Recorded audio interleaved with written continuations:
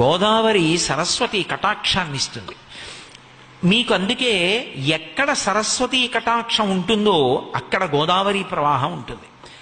బాసర, అసలు దాని పేరు బాసర కాదు, వాసర.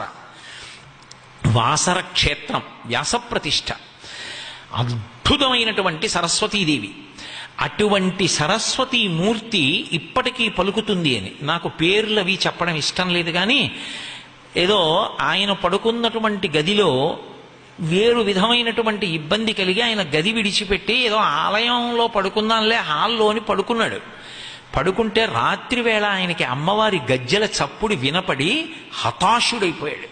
ఇప్పటికీ సరస్వతీదేవి తిరుగుతుంది కాళేశ్వర క్షేత్రంలో అని.